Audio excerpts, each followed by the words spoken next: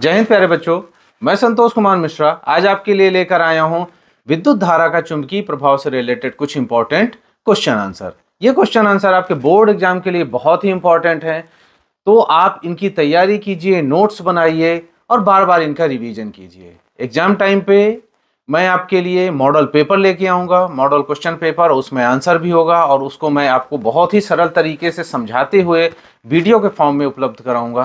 तो आप वो वीडियो ज़रूर देखिएगा और दिन भर में आप अपने हिसाब से अपनी तैयारी करते रहें, लेकिन लगभग 30 से 45 मिनट आप ज़रूर निकालिएगा ताकि आप वो जो इम्पोर्टेंट क्वेश्चन आंसर हैं उसकी तैयारी कर पाएँ और यदि हो सके तो उसको 2 या 3 बार ज़रूर सुन लीजिएगा, जिससे कि वो चीज़ें आपके दिमाग में बैठ जाएँ और आप अपने एग्जाम की तैयारी बहुत अच्छे से कर पाएं। तो चलिए शुरू करें आज का वीडियो।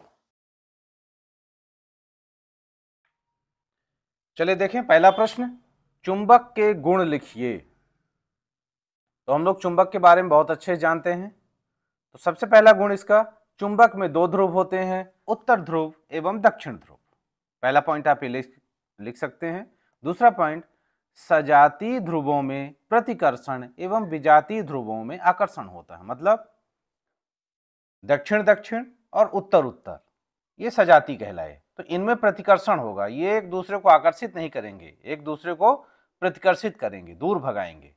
और विजातीय ध्रुव मतलब उत्तर दक्षिण, इन ध्रुवों में आकर्षण होता है, मतलब ये एक दूसरे को आकर्षित करते हैं।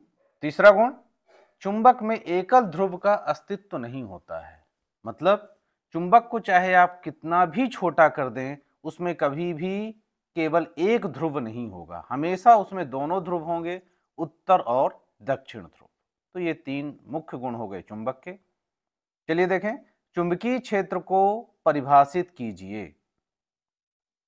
किसी चुंबक के चारों ओर का वह क्षेत्र जिसमें उसके बल का संसूचन किया जा सकता है, उस चुंबक का चुंबकीय क्षेत्र कहलाता है। मतलब किसी चुंबक के चारों ओर जहां तक उसका प्रभाव रहता है, जहां तक उसके बल को महसूस किया जा सकता है, उसे हम कहते हैं चुंबक का चुंबकीय क्षेत्र। और चुंबकीय क्षेत्र एक ऐसी दिशा है जिसमें परिमाण एवं दिशा दोनों होते हैं। अगला प्रश्न बहुत ही इंपॉर्टेंट क्वेश्चन, चुंबकीय क्षेत्र रेखाओं के कोई 3 गुण लिखिए। तो चुंबकीय क्षेत्र रेखाओं के गुणों के बारे में बात करें तो सबसे पहला गुण, चुंबकीय क्षेत्र रेखाएं बंद वक्र होते हैं, जो परस्पर प्रतिच्छेद नहीं करते हैं। इसमें आपको क्या याद कर लेना है, बंद वक्र होते हैं। दूसरा, ये रेखाएं चुंबक के बाहर उत्तरी ध्रुव से दक्षिणी ध्रुव की ओर जाती हैं। ये आपको दिख रहा है, ये चुंबकीय क्षेत्र रेखाएं हैं। ये जो रेखाएं हैं चुंबक के बाहर, ये चुंबक हो गया, ये चुंबक के अंदर वाला है, और चुंबक के बाहर कहाँ जाती हैं, ये एन मतलब नॉर्थ, मतलब उत्तरी ध्रुव से दक्षिणी ध्रुव की ओर जाती हैं। ये चित्र बनाने को आता है तो ध्यान रखिएगा, जब भी ये चित्र बनाएंगे इस तरीके से ये रेखाएं दिखाएंगे, साथ में इसमें तीर का निशान भी आपको बताना है कि ये इधर जा रही हैं, रेखाएं कहाँ जा रही हैं, उत्तर से दक्षिण की ओर जा रही हैं। कहाँ, चुंबक के बाहर। और चुंबक के अंदर कैसे जाती हैं, तो ये रेखाएं चुंबक के अंदर दक्षिणी ध्रुव से उत्तरी ध्रुव की ओर होती हैं। ये देखिए, ये इसमें तीर का निशान बना है ना, ये ऐसे दक्षिण से जाएंगी और कहाँ से निकलेंगी, ये उत्तर ध्रुव से निकल जाएंगी। तो चुंबक के अंदर और चुंबक के बाहर 2 आपको याद करना है। तो चुंबक के बाहर ये उत्तर से दक्षिण की ओर, और चुंबक के अंदर दक्षिण से उत्तर की ओर जाती हैं।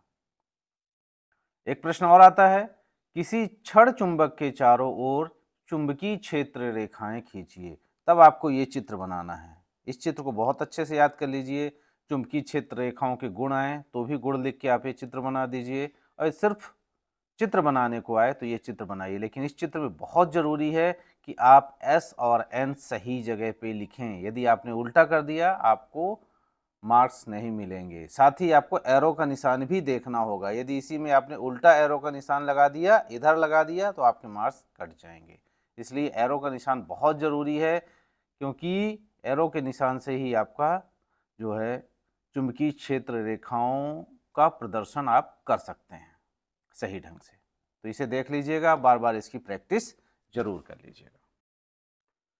अगला प्रश्न, 2 चुंबकीय क्षेत्र रेखाएं एक दूसरे को प्रतिच्छेद क्यों नहीं करती हैं। बहुत ही सिंपल इसका जवाब है, दो चुंबकीय क्षेत्र रेखाएं एक दूसरे को नहीं काटती हैं क्योंकि कटान बिंदु मतलब प्रतिच्छेद बिंदु पर क्षेत्र की दो दिशा होगी जो कि संभव नहीं है। दूसरा प्रश्न, विद्युत परिपथ में सामान्यतः उपयोग होने वाले दो सुरक्षा उपायों के नाम लिखिए। तो ये दो सुरक्षा उपाय हैं विद्युत फ्यूज और भूसंपर्कता, जिसके बारे में अभी हम आगे बात करेंगे। चलिए जानते हैं लघुपथन या शॉर्ट सर्किट के बारे में। शॉर्ट सर्किट शब्द से आप बहुत अच्छे से परिचित होंगे, बहुत बार आपको न्यूज में सुनने को मिला होगा कि इस जगह पर शॉर्ट सर्किट की वजह से आग लग गई। तो आखिर ये शॉर्ट सर्किट होता क्या है, चलिए इसको पहले जान लें, समझ लें, उसके बाद इसके डिफिनेशन को देखेंगे। सबसे पहले समझते हैं शॉर्ट सर्किट की वजह क्या होती है। तो हमको पता है, आप लोग अपने घर की वायरिंग देखिए, थोड़ा सा आप लोगों को इतनी जानकारी होनी चाहिए कि हमारे घर में कौन कौन से वायर यूज होते हैं। तो हमारे घर में जब भी फिटिंग होती है तो दो वायर मुख्य रूप से यूज होते हैं, तीसरा भी है, उसके बारे में हम बाद में बात करेंगे। यहाँ ये दो वायर हैं, एक है ये रेड कलर का और दूसरा है ब्लैक कलर का।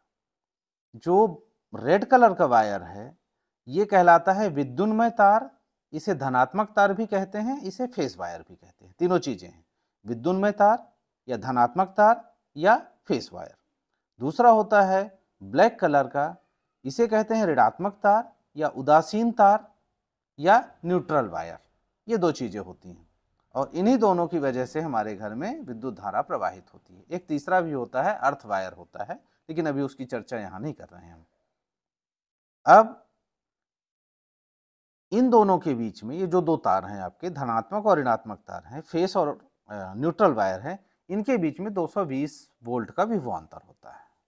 अब देखिए होता क्या है, ये जो वायर है इसके ऊपर एक आवरण चढ़ा हुआ है, आपने देखा है, ये प्लास्टिक का होता है, एक आवरण होता है जिसकी वजह से हमें करंट नहीं लगता है।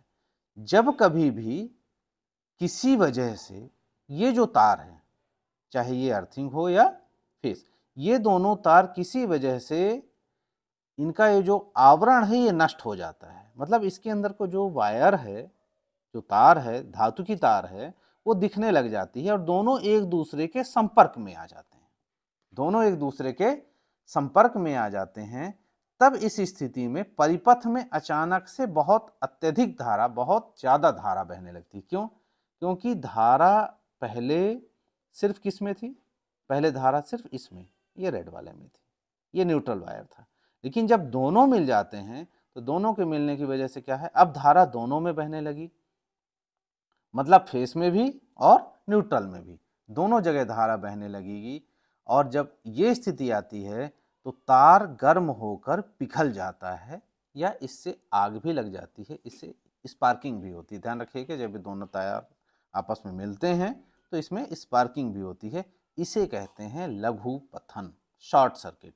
मतलब ये जो धनात्मक तार है और ये जो ऋणात्मक तार हैं, ये दोनों जब कभी भी किसी वजह से, चाहे उपकरण में कोई दोष हो या फिर इनका जो आवरण है ये क्षतिग्रस्त हो जाए, जब दोनों आपस में मिल जाते हैं तो पूरे परिपथ में बहुत अधिक धारा प्रवाहित होने लगती है, जिसकी वजह से तार गर्म होकर पिघल जाता है। इसे कहते हैं लघु पथन। ये देखिए लघु पथन की वजह से ऐसा होता है।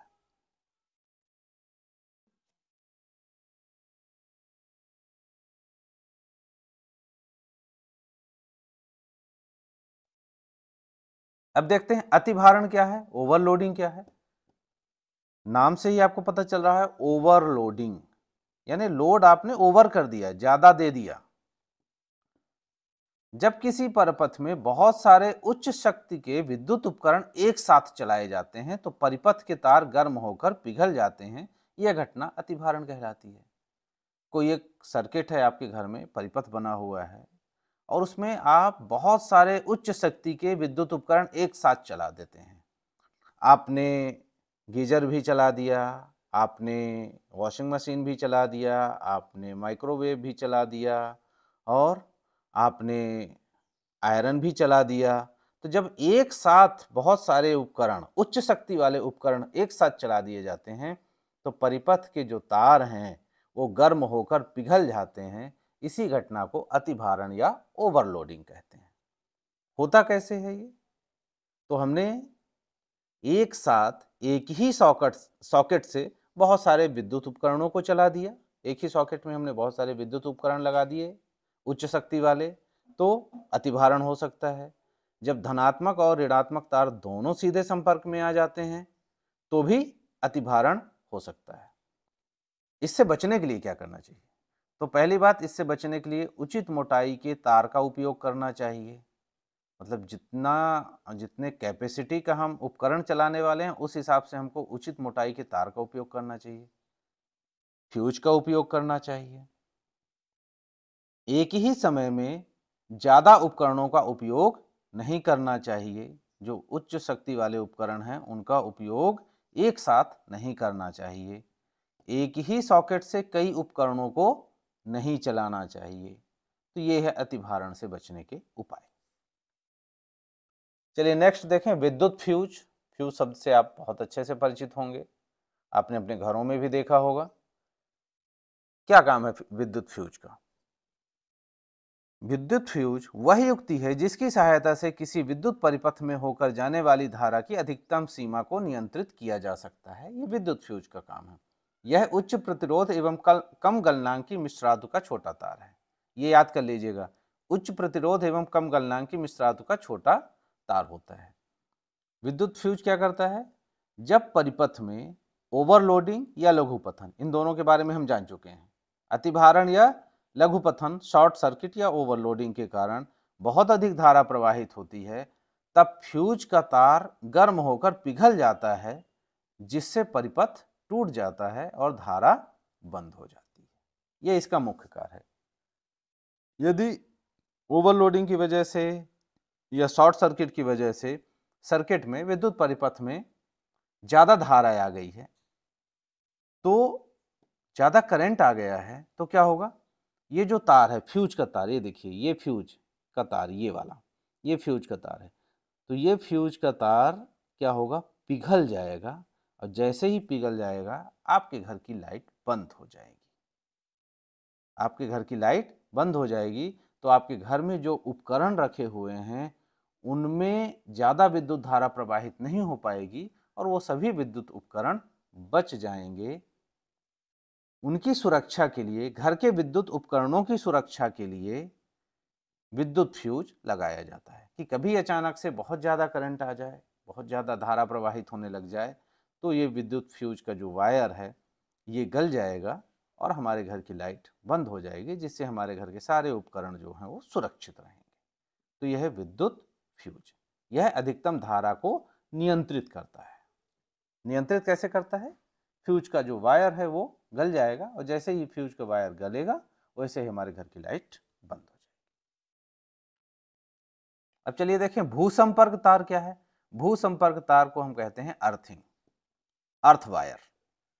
क्या कहलाता है ये? ये अर्थ वायर कहलाता है।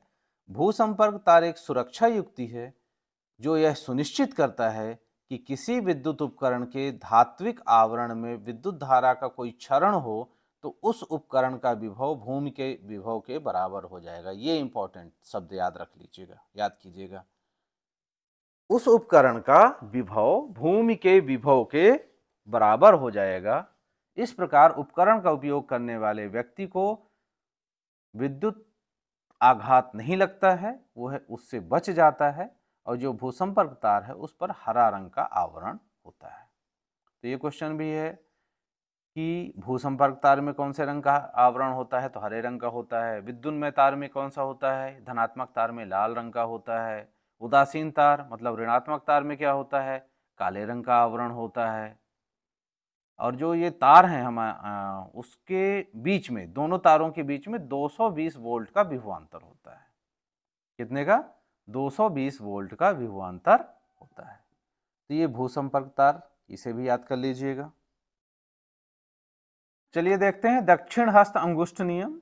ये प्रश्न 2024 में पूछा जा चुका है, फिर भी इसको तैयार कर लीजिएगा। दक्षिण हस्त अंगुष्ठ नियम, तो इसके लिए कुछ नहीं करना, बहुत सरल है। थोड़ा सा आप इसकी प्रैक्टिस कर लीजिएगा।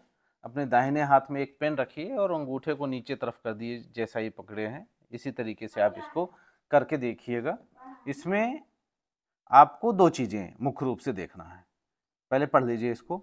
यदि आप दाहिने हाथ में धारावाही सीधे चालक को इस प्रकार पकड़ें कि आपका अंगूठा विद्युत धारा की दिशा की ओर संकेत करे, मतलब आपका अंगूठा नीचे की तरफ विद्युत धारा की दिशा की ओर संकेत करे, तो आपकी उंगलियां चालक के चारों ओर, ये जो आपकी उंगलियां हैं इस तरह से आप पकड़ेंगे इसको, आपकी उंगलियां चालक के चारों ओर उत्पन्न चुंबकीय क्षेत्र में चुंबकीय बल रेखाओं की दिशा को प्रदर्शित करेगी। मतलब दो चीजें हैं, ये जो अंगूठा है ये विद्युत धारा की दिशा बताएगी, और जो आपकी ये अंगुलियां हैं ये चुंबकीय क्षेत्र में चुंबकीय बल रेखाओं की दिशा को प्रदर्शित करेगी। चुंबकीय बल रेखाएं कहाँ उत्पन्न होती हैं? चुंबकीय क्षेत्र में। तो ये चुंबकीय क्षेत्र में चुंबकीय बल रेखाओं की दिशा को प्रदर्शित करेगी। तो दो चीज आप याद रखिए कि जो आपका अंगूठा है वो क्या है, वो विद्युत धारा की दिशा को प्रदर्शित करेगा, और जो आपकी ये बची हुई ये चार उंगलियां हैं, ये चार उंगलियां क्या प्रदर्शित करेंगी? चुंबकीय क्षेत्र को प्रदर्शित करेंगी। चुंबकीय क्षेत्र में चुंबकीय बल रेखाओं की दिशा को प्रदर्शित करेंगी। तो ये हो गया आपका दक्षिण हस्त। बस अंगूठा ऐसे नीचे कीजिए, इसी तरह से चित्र बना दीजिएगा यदि ये क्वेश्चन आया तो, और अंगूठे को विद्युत धारा और जो उंगलियां हैं वो चुंबकीय क्षेत्र, बस इतना याद करिए। अब फ्लेमिंग के बाएं हाथ का नियम, ये क्वेश्चन भी लास्ट ईयर पूछ चुका है। ये दोनों इंपॉर्टेंट जो क्वेश्चन थे ये लास्ट ईयर पूछे जा चुके हैं 2024 में, लेकिन कभी कभी रिपीट भी हो जाता है, इसलिए इनको भी देख लीजिएगा क्योंकि बहुत कठिन नहीं है, सरल है। अब इसमें बाएं हाथ के नियम, बायां हाथ आपको यूज करना है। अभी हमने क्या किया था, दक्षिण दाएं हाथ का प्रयोग किया था, अब बाएं हाथ का प्रयोग कीजिए। बाएं हाथ में क्या करना है आपको, अपने बाम हस्त की बाएं हाथ की तर्जनी, मध्यमा और अंगूठा, तीन चीजों को, तर्जनी, ये मध्यमा बीच वाली उंगली और ये अंगूठा, इनको परस्पर इस तरह से फैलाना है, लंबवत दिशा में फैलाना है। और यदि तर्जनी चुंबकीय क्षेत्र, मतलब आपको ये याद रखना है तीन चीजें हैं, तर्जनी चुंबकीय क्षेत्र की दिशा, मध्यमा चालक में प्रवाहित विद्युत धारा की दिशा की ओर संकेत करती है, तो अंगूठा जो है चालक की गति की दिशा या चालक पर लगने वाले बल की दिशा की ओर संकेत करेगा। तो अंगूठा क्या, चालक पर लगने वाले बल, मतलब इसमें तीन चीजें हैं, चुंबकीय क्षेत्र और विद्युत धारा। पहले वाले में भी था, इसमें भी है, चुंबकीय क्षेत्र और विद्युत धारा। इसमें एक चीज एक्स्ट्रा आ गई है फ्लेमिंग के बाएं हाथ के नियम में, बल। क्या एक्स्ट्रा आ गया है? बल। तो चुंबकीय क्षेत्र कौन सा हो गया? तर्जनी, मध्यमा क्या है? विद्युत धारा, और अंगूठा क्या है? बल। बल अंगूठे से ही लगता है, ऐसे दिमाग लगाइएगा, एक ट्रिक है कि अंगूठे से ही अधिकतर बल लगता है। तो अंगूठा क्या बताएगा आपको? बल की दिशा बताएगा। मध्यमा क्या बताएगा? विद्युत धारा की दिशा। और तर्जनी क्या बताएगा? चुंबकीय क्षेत्र की दिशा। इस तरह से आप फ्लेमिंग के बाएं हाथ के नियम को लिख सकते हैं। पहले इनको आप याद कर लीजिए, फिर लिखने की टेक्निक यहां से देख लीजिए। अब नेक्स्ट वीडियो में मिलेंगे, चैप्टर 13 हमारा पर्यावरण लास्ट चैप्टर है, और इसके बाद फिर हम लोग एग्जाम टाइम पे कुछ इंपॉर्टेंट क्वेश्चन या पेपर की प्रैक्टिस करेंगे, देखेंगे कि हमसे कितना बनता है और कौन कौन से क्वेश्चन को अभी तैयार करने की आवश्यकता है। क्योंकि गैप पर्याप्त है, इसलिए आपका साइंस का पेपर बहुत अच्छा जाएगा। निश्चिंत रहिए, बस पढ़ते रहिए।